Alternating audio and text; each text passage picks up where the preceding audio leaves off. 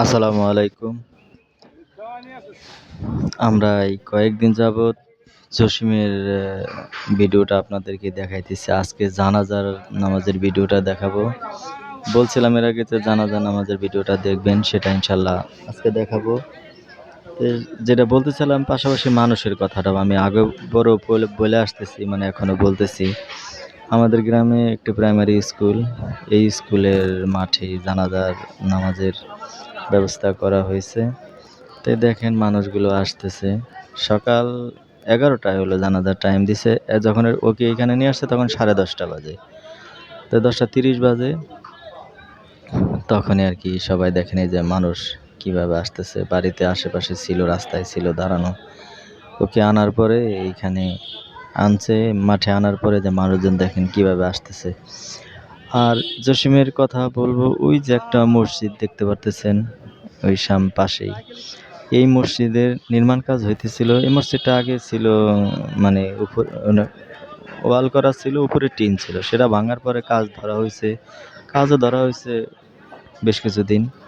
তো এইভাবে হইতেছে আলহামদুলিল্লাহ। তো ও যখন এর আগে বিদেশ থেকে আসছিল, না যেন বিদেশে খবর পাঠানো হলো যেরকম কাজ করতেছে, তখন ও 80 বস্তা সিমেন্ট দিছে সম্ভবত এই মসজিদে। 80 বস্তা সিমেন্ট মসজিদে দিছে। পরে আবার ঘুরে আসছে। মসজিদ তো আর হয়ে যায় না, আস্তে আস্তেই হয়, তার তড়িঘড়ি তো আর হয় না। পরের তারিখে আবার যখন আসছে, আসার পরে মসজিদ হওয়ার পরে আবার আসছে, আসার পরে তখন মসজিদ ওয়ার্নিং করবে, তার লাগবে, ওই তারের কথা শুনে ও তারের ব্যবস্থাটা করে দিছিল।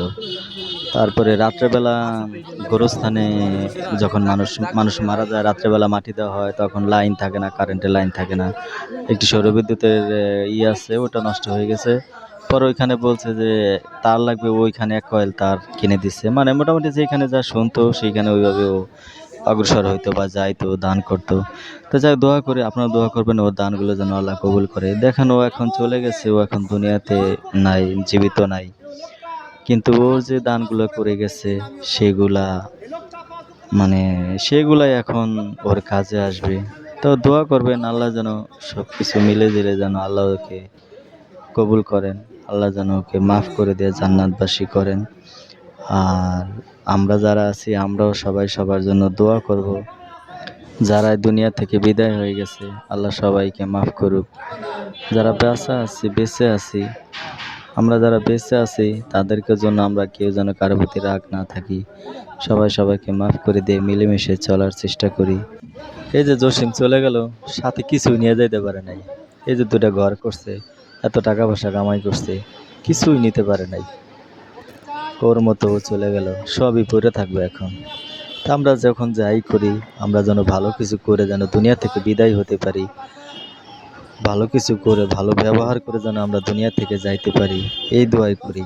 আমার জন্য দোয়া করবেন। আসসালামু আলাইকুম।